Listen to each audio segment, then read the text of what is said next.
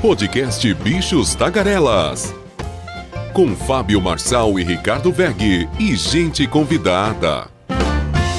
Está no ar mais um Bichos Tagarelas, 21 de junho de 2024, uma sexta-feira. Força Nacional vai reforçar a segurança no Rio Grande do Sul. Desembargador do TJ de São Paulo é afastado após ação da Polícia Federal. Auditores do TCU pedem suspensão de diárias de juízes auxiliares do Supremo Tribunal Federal que moram em Brasília. E daí eles recebem diárias. As notinhas das araras, os destaques internacionais, a nossa parceira Rádio ONU, o nosso correspondente nos Estados Unidos, Carlos Kaminski, o comentário do nosso querido Renato Rossi, especialista na indústria automobilística, e Leila Rosa, nossa musicoterapeuta. Está no ar, então, mais um Bichos Tagarelas. Bem, vamos começar a trabalhar. E vamos às manchetes do Bichos Tagarelas. O Ministério da Justiça autorizou o uso da Força Nacional de Segurança Pública para apoiar o policiamento ostensivo e a preservação da ordem no Rio Grande do Sul durante 30 dias. Depois da cheia histórica de maio, o Estado enfrenta problemas de segurança. O contingente enviado será definido pela Secretaria Nacional de Segurança Pública do Ministério. Agentes da Força Nacional já haviam sido enviados para o Estado em maio e agora vamos ter mais um reforço. E a Polícia Federal realizou nesta quinta-feira a primeira etapa da Operação Churrascada, que investiga indícios de corrupção e venda de decisões judiciais por parte de um desembargador da área criminal do TJ de São Paulo. De acordo com o portal de notícias G1, o desembargador alvo da operação é Ivo de Almeida, da primeira Câmara de Criminal do TJ de São Paulo. O Ivo é suspeito de vender sentenças judiciais em processos nos quais ele é relator e em casos que passavam pelo plantão judicial e de obrigar os funcionários de seu gabinete a dar a ele parte de seus salários, prática chamada de rachadinha. Além dele, advogados também são investigados. O STJ vai suspender por um ano o cargo, né? O juiz não poderá ser juiz durante um ano e possivelmente, em função dessas denúncias, o que vai acontecer com ele?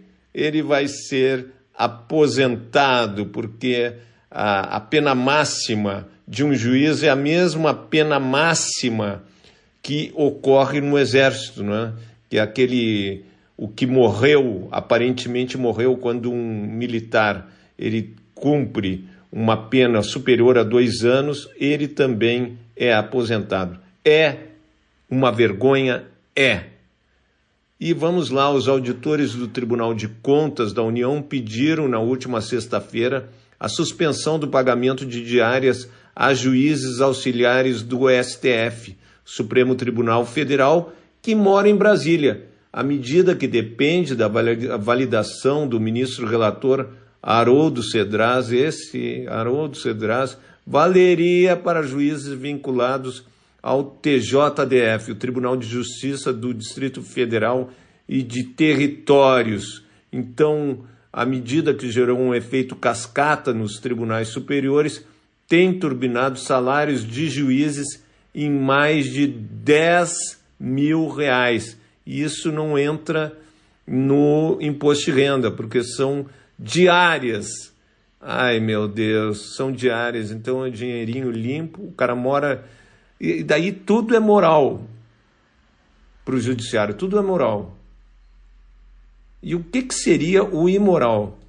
Neste ano, o STF gastou ao menos R$1.200.000 para pagamentos referentes a 10 diárias mensais, que somam R$10.600, que foram feitos a 100 e 17 juízes auxiliares de instrução. É isso. Esse é o nosso judiciário, infelizmente.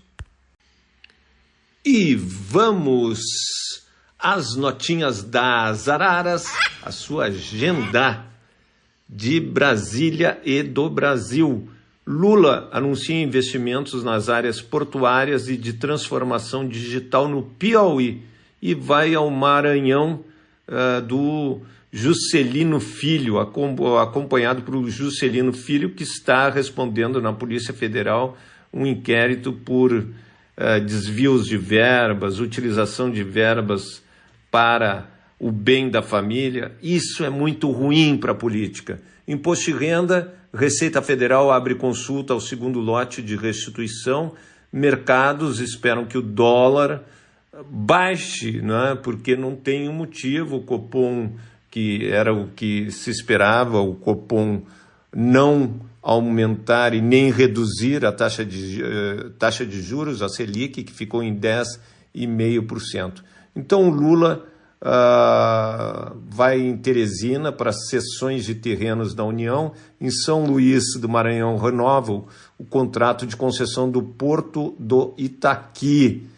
E essa será a sua 34ª e 35ª viagem nacional. Em 2024, ele visitou 12 estados. O São Paulo, 8 viagens, Rio de Janeiro, 7 viagens, Rio Grande do Sul, 5 viagens, Bahia, 3, e assim vai complementando essas viagens que Lula está fazendo pelo país, mostrando tudo o que ele faz e não faz, né? Então, vamos acompanhar. O Lula criticou a greve desde 15 de abril das universidades e institutos federais para a Rádio Serrinha, lá em Fortaleza. Acha que a categoria não pode esquecer o que o governo já fez. O presidente entregou 416 unidades habitacionais do Minha Casa Minha Vida em Fortaleza. E o ministro Toffoli, sempre o ministro Toffoli, do STF, abriu uma terceira corrente no julgamento sobre a descriminalização da maconha para uso pessoal. Disse que a lei atual não tem natureza penal, mas administrativa. É bom colocar que um voto para descriminalização, o julgamento será retomado na terça-feira com os votos de Luiz Fux e Carmen Lúcia. Eis como votaram os outros magistrados até o momento. Favoráveis à descriminalização, Gilmar Mendes, Edson Fachin, Roberto Barroso, Alexandre de Moraes e Rosa Weber. Contrários, Cristiano Zanin, André Mendonça e Nunes Marques. E a divergência do Dias Toffoli, um ministro sempre polêmico, Dias Toffoli. Olha, lembrando para vocês aí que semana que vem vai ser uma festa de São João aqui na capital federal.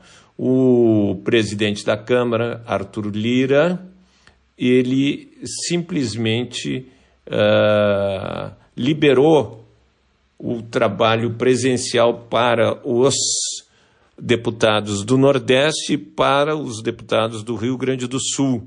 Então, eles vão trabalhar de forma remota.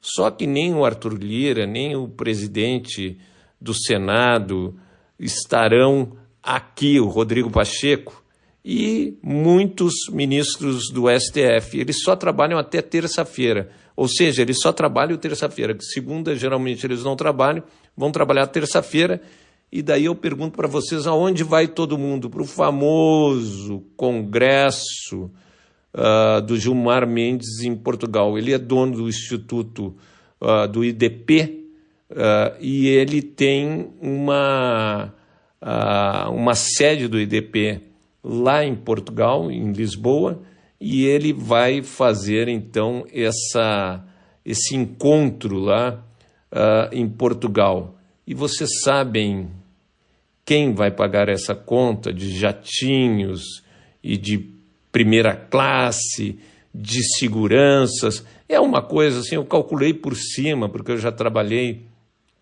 na presidência da República, indo todo esse pessoal, e mais a casa também informou que os deputados pediram para autorização para viagem, Aguinaldo Ribeiro, do PP da Paraíba, Orlando Silva, PC do B de São Paulo, Áureo Ribeiro, do Solidariedade, do Rio de Janeiro, Elmar Nascimento, do União Brasil, e Marcos Pereira, do Republicanos, também devem ir. Então, é uma farra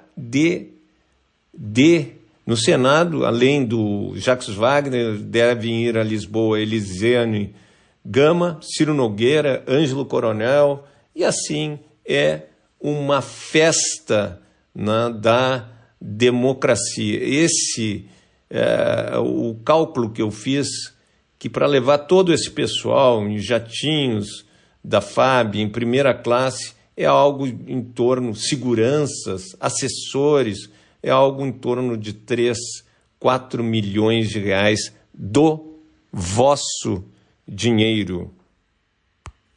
E vamos aos destaques na mídia internacional. New York Times: herdeiro doa 50 milhões de dólares à campanha de Trump. Washington Post: Michael Bloomberg, dono da Bloomberg, doou 20 milhões de reais à campanha de Biden. Wall Street Journal: Estados Unidos aceleram a entrega de interceptadores de mísseis à Ucrânia. La Nation: próxima vaca muerta, poço é perfurado e exploração do petróleo avança na Argentina. O País: Uruguai: ação judicial revela detalhes do tráfico na fronteira entre Brasil e Uruguai. O Comércio: Boluarte estende legislatura do Congresso para votar delegação de poderes ao Executivo. O País: governo de Madrid chama Milei para evento e aumenta a tensão com Sánchez. Le Figaro: para Macron, maioria absoluta na Assembleia está ao alcance. Financial Times: vendas no varejo britânico crescem acima do esperado. Protestos contra Netanyahu, que já não é novidade. Manifestantes marcharam até a frente da casa do Premier, no norte do país, carregando bandeiras. Alegam que o governo perdeu o controle da guerra em Gaza e pedem eleições antecipadas. E quem está fazendo isso? Esse movimento são justamente os próprios israelenses que estão fazendo. E o presidente russo Putin disse que o país irá cometer um grande erro caso decida enviar armas à Ucrânia, que o país que vai cometer um grande erro é os Estados Unidos. O comentário se deu depois de Seul. Também a Coreia do Sul está armando a Croácia, afirmar que considera o envio de ajuda a Kiev uma resposta à assinatura do Pacto de Defesa Mútua entre Rússia e Coreia do Norte. Eu sei que o mundo está tenso.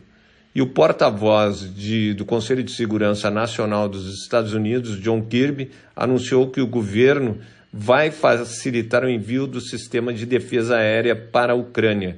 Está se defendendo. E o Ministério de Relações Exteriores da Espanha criticou o presidente argentino, o Milei, por não incluir visitas a autoridades do governo em sua agenda durante a estada no país. Afirmou que a decisão mostra um desvio das normas diplomáticas esperadas. E essa aqui que eu acho a vergonha da América Latina: o presidente venezuelano Maduro assinou um documento no qual se compromete a respeitar o resultado das eleições que serão realizadas em 28 de junho. Outros 7 candidatos também assinaram. O principal opositor, Edmundo Gonzalez, não quis assinar. Não quis assinar. Então, vamos ver o que acontece Na segunda-feira, nas manchetes internacionais, voltamos na segunda, mas tem muito mais bichos tagarelas e os nossos comentaristas. E vamos aos destaques da Rádio ONU.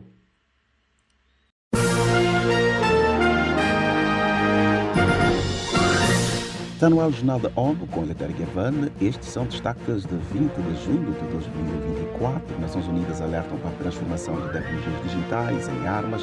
Faixa de Gaza é marcada por definimento infantil, alerta a ONU. Funcionários humanitários alertam que a falta de bens essenciais na faixa de Gaza deixa pessoas mais vulneráveis na luta para sobreviver em meio ao calor extremo, combates intensos, expansão de doenças e ausência da lei e ordem. Os detalhes com Ana Paula Loureiro. O Programa Mundial de Alimentos revelou grande preocupação com desalojados que continuam traumatizados e aglomerados em uma área estreita do sul, ao longo da praia, expostos ao calor escaldante do verão. Para o Escritório das Nações Unidas de Assistência Humanitária, entre as realidades mais alarmantes estão a falta de leite e fórmula para bebês, juntamente com suplementos nutricionais para crianças e mulheres grávidas e lactantes. Da ONU News em Nova York, Ana Paula Loureiro. Um relatório do escritório enfatizou que, apesar de sinais visíveis de definhamento entre crianças, não houve nenhuma triagem nutricional para avaliar a escala da desnutrição e tratar casos identificados. O grande problema é a capacidade limitada para prestar o serviço na área. Em debate sobre ameaças da segurança cibernética em Nova Iorque, o secretário-geral das Nações Unidas, António Guterres, alertou que perigos de transformação das tecnologias digitais em armas têm aumentado a cada ano. Na sessão realizada esta quinta-feira no Conselho de Segurança, o líder da organização chamou a atenção para a escalada da atividade maliciosa no ciberespaço. From breaches of essential public services like healthcare, banking and telecommunications, to relentless illicit activity. Entre graves incidentes de segurança cibernética, o secretário-geral lista violações de serviços públicos essenciais como saúde, bancos e telecomunicações. Guterres mencionou ainda a ação daqueles que chamou de mercenários cibernéticos, com atividade ilícita implacável, incluindo através de organizações criminosas. Para ele, a lista de ameaças inclui comerciantes de ódio, enchendo a superestrada da informação com medo e divisão, e o uso crescente do ciberespaço como outra arma em conflitos armados que está em andamento. A ação de bloquear dados por códigos para depois exigir resgate às vítimas para terem acesso é um exemplo grave de vulnerabilidade de softwares sendo explorados e recursos de intrusão cibernética vendidos pela internet. O discurso enfatiza estimativas, revelando que em 2023 pagamentos totais de ransomware atingiram mais de 1,1 bilhão de dólares. A representante especial do secretário-geral para a violência sexual em conflitos, Pramila Patten, falou à ONU News sobre experiências e ação das Nações Unidas para combater este crime. Acompanhe a reportagem com Mayra Lopes. For many reasons, conflict-related sexual violence is underreported. The main reasons being stigma. Patten destacou que a violência sexual em conflitos é um dos maiores silêncios da história e um crime cronicamente subnotificado. Segundo ela, estima-se que para caso relatado, de 10 a 20 casos não são reportados, principalmente devido ao estigma que afeta duplamente os sobreviventes, pela tragédia do estupro e pela rejeição. Da ONU News em Nova York, Mayra Lopes. Falando sobre a dificuldade de levantamento de dados, Pramila Patten contou que em 2022 as Nações Unidas relataram menos de 1.000 ocorrências de violência sexual somente na República Democrática do Congo. A ONU defende a urgência de solidariedade global para que pessoas deslocadas à força reconstruam suas vidas com dignidade. O mundo tem mais de 120 milhões de pessoas que vivem nessa situação, incluindo 43,3 milhões de refugiados. Em mensagem pelo Dia Mundial do Refugiado, marcado neste 20 de junho, o secretário-geral António Guterres lembra a meta de honrar a força e a coragem ao pedir mais esforços de proteção ao grupo em cada etapa da sua jornada. When given the opportunity, refugees make significant contributions to their host communities. O líder das Nações Unidas disse que quando lhes é dada a oportunidade, os refugiados fazem contribuições significativas para comunidades de acolhimento, mas precisam ter acesso à igualdade de oportunidades, a empregos e à habitação, além de cuidados de saúde. O secretário-geral pediu ainda educação de qualidade para que jovens refugiados possam realizar os seus sonhos. Guterres defende que haja compromisso internacional para reafirmar a responsabilidade coletiva do mundo na assistência e no acolhimento dos refugiados, na defesa dos seus direitos humanos.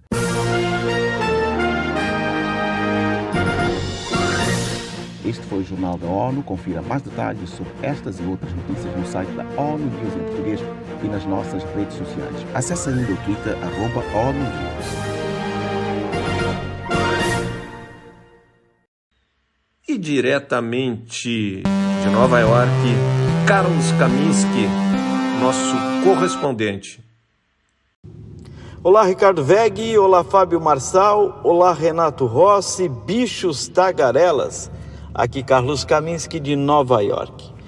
Na próxima semana nós teremos o primeiro debate presidencial das eleições aqui nos Estados Unidos. E o presidente Donald Trump terá a última palavra neste debate presidencial depois de ganhar no sorteio. Além disso, uma nova pesquisa da Fox News tem Joe Biden com uma ligeira vantagem sobre Donald Trump, já entrando aí nessa semana do debate, e nós teremos aí, sim, depois do debate, provavelmente uma nova rodada de pesquisas para ver como os candidatos vão se posicionar após o debate. E aí, como eu falei, Joe Biden escolheu ficar do lado direito do debate.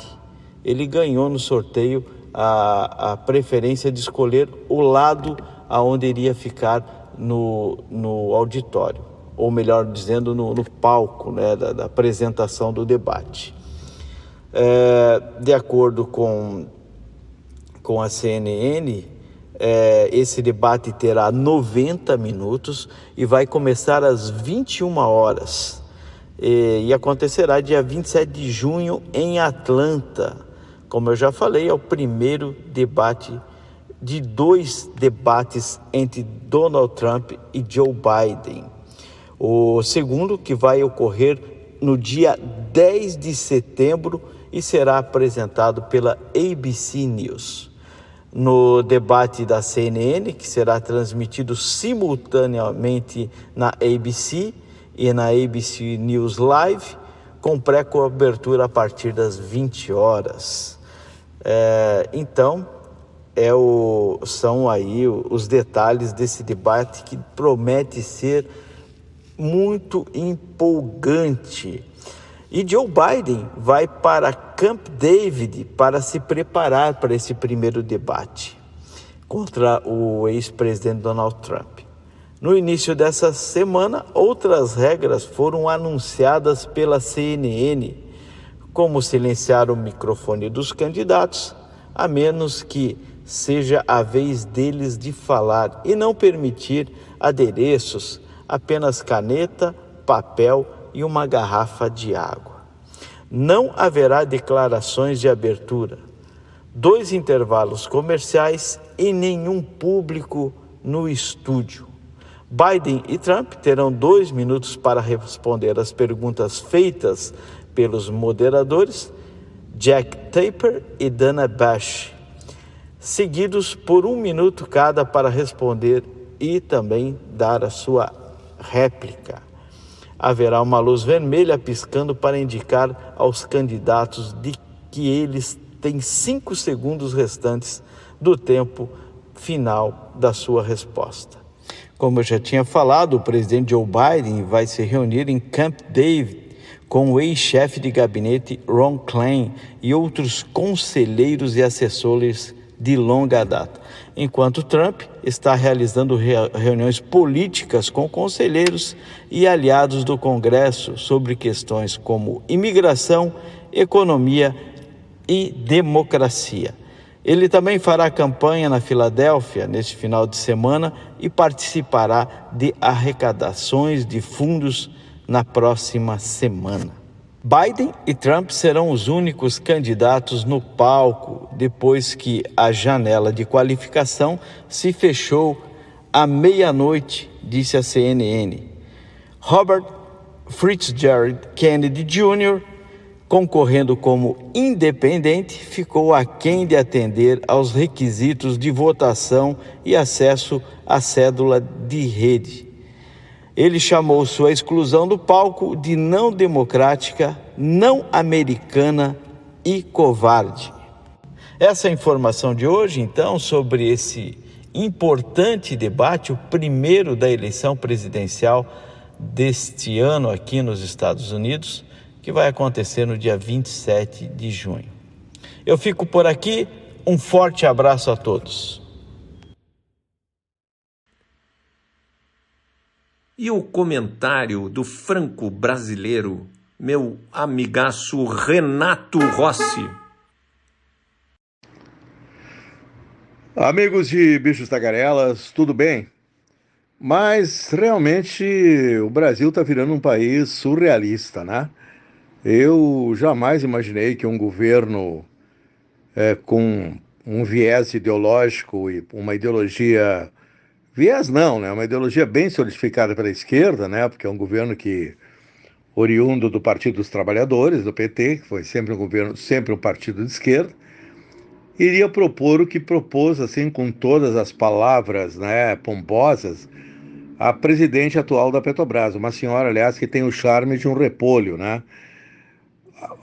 Hoje, o que ela disse na sua apresentação da planos da Petrobras é que a Petrobras precisa do petróleo para fazer a transição energética. Amigos, que piada isso aí! Quer dizer, como é que uma mulher que se posiciona num governo de esquerda, ou é o próprio governo que está tomando essa posição, o Lula está tomando essa posição, o Lula tá nostálgico de 1941, né? 42, 45, tá nostálgico do petróleo é nosso, a grande campanha pelo petróleo, né? A campanha do lado do governo Getúlio Vargas. Meu Deus, o mundo está tentando se libertar do petróleo, é diferente. Não é isso que a presidente da Petrobras falou, não vai ter uma transição para energia limpa baseada no petróleo, isso é uma contradição. Isso é uma coisa asquerosa, é como esse aborto miserável aí que tramitou pelo Congresso e que mostra o que é a prepotência da ignorância. A ignorância gera prepotência, gera atitudes dogmáticas porque os caras não têm a menor intimidade com a dialética. Então eles vão naquela ideia pré-concebida e se agarram naquilo. Bom, isso é uma questão populista, uma questão muito mais ampla, porque os políticos tenebrosos do mundo, os tiranos como Hitler e tal, o nazismo era também somente um dogma, né?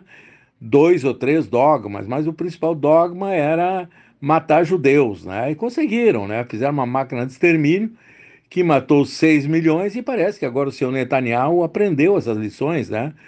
Porque ele, como judeu, que deveria se mostrar magnânimo como um primeiro-ministro de um país que, afinal, nasceu democrático, sob a égide do Ben-Gurion e de outros judeus que fundaram os pais da pátria, que fundaram Israel sob princípios socialistas, sob princípios da repartição do pão. Os kibbutzim eram isso no Israel, quando Israel, após a fundação de Israel em 48. Agora, ao que parece, essa onda toda populista, extremista, toma conta de tudo. E o pior é que a gente vê reflexos disso aqui no Brasil. Quer dizer, tudo aquilo que a extrema-direita, que a direita propõe no mundo, o negacionismo, não existe aquecimento global, a tragédia do Rio Grande do Sul foi uma tragédia porque tinha que acontecer, são os ciclos do planeta, então tem explicações aí geológicas, telepáticas, tem de tudo, só não tem a grande verdade. O que nós estamos vivenciando hoje no mundo é um pré-fim do mundo, porque os fenômenos climáticos estão tremendos. E o que tem na base desses fenômenos climáticos? E o fenômeno se chama aquecimento global, global warming. Quem não ouviu essa palavra em inglês, esse termo tão conhecido? Esse gás carbônico, esse dióxido de carbono que fica preso na atmosfera e aquece a superfície terrestre, aquece os oceanos. O Lanínia fez estragos agora aí nos 2 últimos anos, levantou a temperatura dos oceanos, e o que nós tivemos foram catástrofes climáticas em volta do mundo. Tanto a Índia ficou submersa em 70% do seu território, como o Quênia estava, agora, quando iniciou a tragédia aqui no Rio Grande do Sul, há 30 dias atrás, o Quênia estava completamente submerso, matando a vida selvagem do Quênia, inundando seus parques nacionais, são sustento da nação. Aqui o Rio Grande do Sul está com essa economia esfacelada. Esfacelada é pouco. Onde vai ter esse dinheirão para recuperar um estado que foi 80% atingido? 460 ou 470 municípios devastados. Ainda hoje um amigo meu me contava, porque ele é amigo das pessoas que moram, algumas pessoas que moram aqui à beira do Guaíba, um braço de terra que tem, que sai da BR-116, e que ali só tem casas finíssimas. Aí ele me contou que a força das correntes fluviais arrastaram casas avaliadas em 30, 40 milhões de reais, arrastaram como se fosse papel. Mesmo esses muito ricos tiveram prejuízos bilionários, perderam suas casas. É que o local eu não me lembro exatamente, ali não é a Ilha dos Marinheiros, tem um outro nome. Mas não importa, eu conheço aquela região perfeitamente, ela é um braço de terra, foi arborizado, foi urbanizado, casas maravilhosas, terraços maravilhosos. Eu ia lá porque eu me dava com o filho de um cara que tem muita grana, que era um empresário também da área do automóvel, ele era o diretor-presidente de uma grande revenda Fiat na década de 80, e isso foi lá por 81, 82, e eu era amigo do Lorenzo, que era filho dele. O Lorenzo era um campeão até internacional jet ski, e eles iam treinar jet ski justamente a partir da casa da família, tinha uma plataforma ali de lançamento para o rio. Eu encontrei em Cali, tinha campeões de todo tipo, campeões brasileiros jet ski, ele recebia caras campeões de fora do Brasil. O Lorenzo era um tremendo de um atleta, e então eu conhecia aquela região bastante ali. A casa desse empresário era simplesmente maravilhosa. E agora esse amigo meu me contando que ele esteve lá poucos dias antes, que ele tem um amigo que tem uma casa finíssima lá nessa região, a casa e outras casas tantas, inclusive a casa deste empresário, que está vivo ainda, esse empresário que era diretor de uma rede Fiat, ele não se dedica mais a gerenciamento das revendas, ele sempre foi também um financista, ele trabalhava em bolsa de valores, exportação e importação. Ele tá bem vivo, esse amigo meu me disse hoje. E só que foi uma desgraça, porque a casa dele também foi destruída. Então isso aí são os fenômenos naturais, entendeu? Foi os incêndios da Califórnia, porque de repente estava na hora de pegar fogo. A mata tinha que incendiar naquele momento, porque é um ciclo natural. Toda árvore vai, sim, as árvores pegam fogo, sim, em determinados ciclos. Mas não os incêndios brutais de 2018, que mataram centenas de pessoas. Uma das regiões atingidas levou o nome, foi o pior incêndio da Califórnia. E agora, esta semana, os incêndios voltaram à Califórnia com uma força destrutiva tremenda.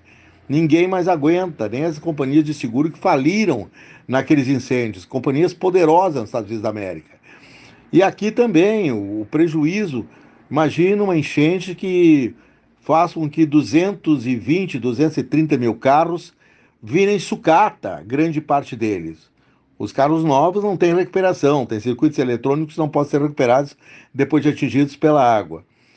E amigos, tudo isso tem uma essência, que já tinha sido denunciada na COP28, quando um grupo de jornalistas investigativos do jornal The Guardian gravaram, inclusive, conversas absolutamente deletérias, terríveis, parecia conversa de mafioso entre altos executivos de petroleiras com aquela máfia lá que estava organizando aquele COP28 num país produtor de petróleo, no centro da produção de petróleo mundial. Esperar o quê daquela COP28?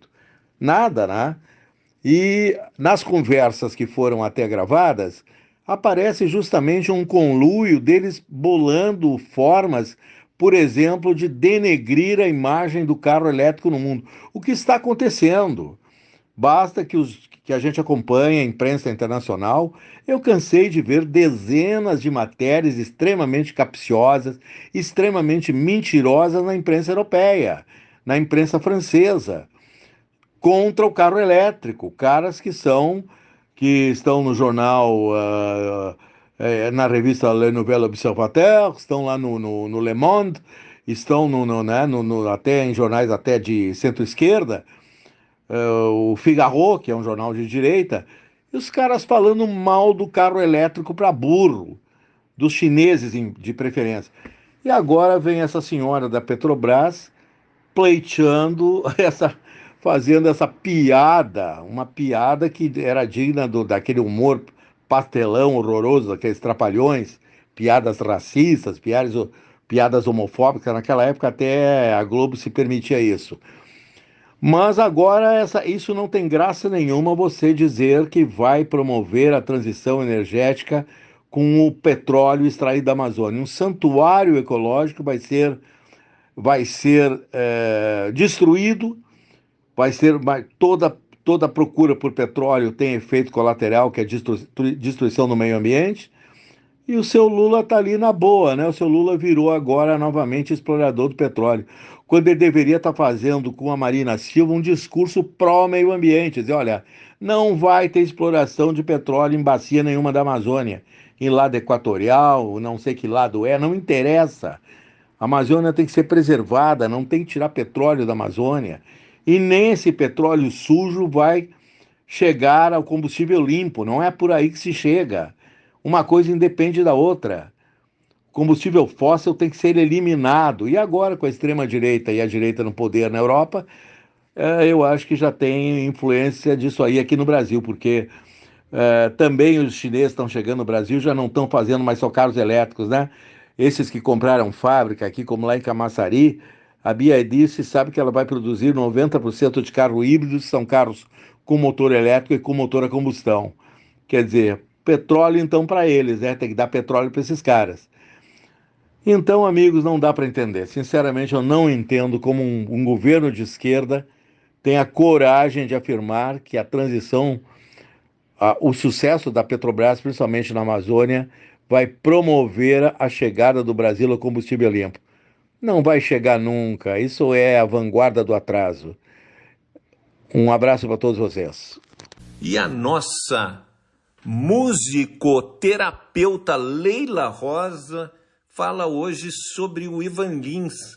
Eu gosto muito do Ivan Lins e eu não sei se você gosta ou não gosta, mas o comentário da Leila Rosa é uma joia. Gente querida que nos acompanha aqui no podcast Bichos Tagarelas. Aqui é Leila Rosa, cantora, compositora e musicoterapeuta, e que hoje venho falar de um grande ídolo que tenho, chamado Ivan Lins. Este carioca de 78 anos, cantor, compositor e pianista, e que ficou conhecido nos anos 70, quando experimentou enorme e explosivo sucesso após ter sido o segundo colocado no 5º Festival Internacional da Canção, com a música O Amor é o Meu País. No mesmo ano, 1970, Elis Regina lançou Madalena. E aí então ele ficou conhecido nacionalmente e todo mundo começou a cantar essa canção, que até hoje a gente vai nos eventos, vai nos bares, sempre tem um artista cantando. Ô Madalena, o meu peito percebeu que o mar é uma gota comparado ao pranto meu. Fique certa, quando o nosso amor desperta, logo o sol se desespera e se esconde lá na serra. Madalena. E vai, uma canção que eu tenho certeza que muitos de vocês conhecem. E ele fez então parceria com o grande letrista Vitor Martins, que em 1980 eles lançaram a gravadora Velas, para gravar os trabalhos feitos por eles e também de outros grandes artistas que estão aí no cenário musical brasileiro. Ivan Lins, ele iniciou sob a influência da música pop rock americana e ao longo dos anos se apropriou com maior intensidade dos estilos nacionais, como samba, a bossa nova, baião, shot e moda de viola. Com Vitor Martins, criaram clássicos da música brasileira com um rico repertório que fala de amor, relações humanas, de sociedade e política. Na década de 80, ele ficou reconhecido internacionalmente e gravou nada mais, nada menos do que com Sarah Vaughan, George Benson, Sting, Quincy Jones e tantos outros artistas internacionais renomados.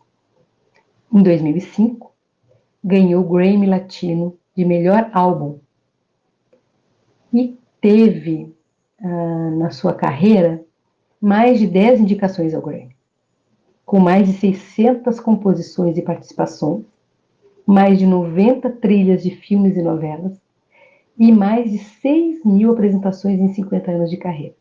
É um artista para se tirar o chapéu, se ter muito respeito.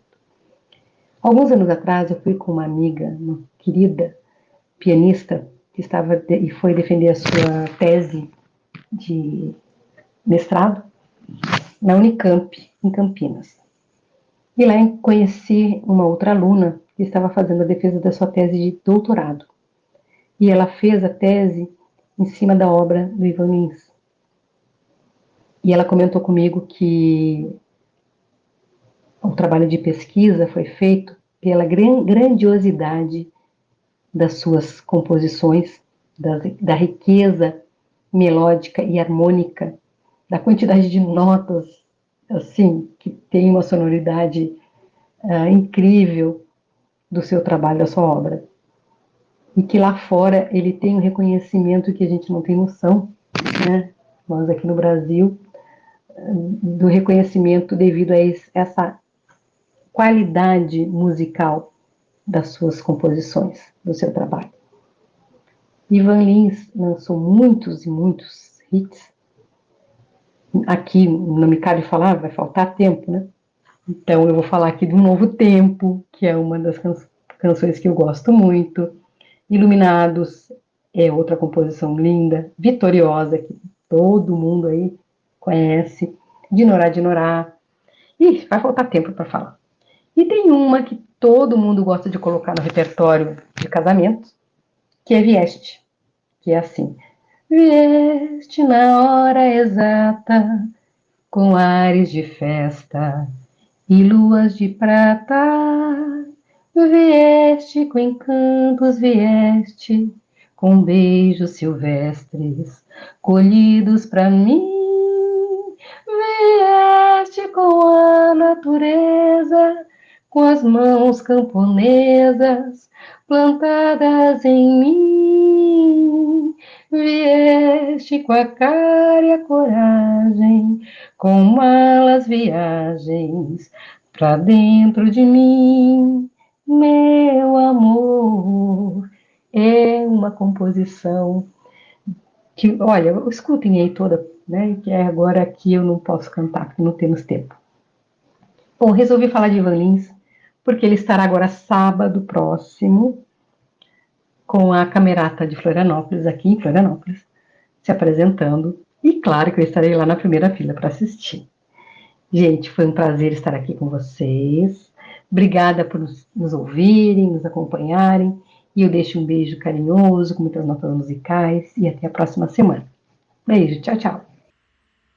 E acabou-se o que era doce. Nesta sexta-feira, queríamos agradecer ao Celito Rebelato Júnior, nosso grande editor e publicitário, ao Ricardo Egg, mestre em marketing político, também ao Carlos Kaminski, nosso querido correspondente em Nova York, como a nossa parceira Rádio ONU, também diretamente de Nova York, ao queridaço Renato Rossi pelo seu comentário, o nosso especialista na indústria automobilística, e a Leila Rosa, nossa musicoterapeuta. E agradecer a você, ouvinte. Critique, elogie, fale para a avó, para o vô, para o pai, para a mãe, para a família, para a tia do Zap, para o tio do Zap, para amigos, inimigos, que ouçam Bichos Tagarelas, que nós dependemos da audiência de vocês para trazer a informação que vocês precisam do nosso dia a dia. Então, voltamos na segunda-feira, dia 24 de junho de 2024. Até segunda.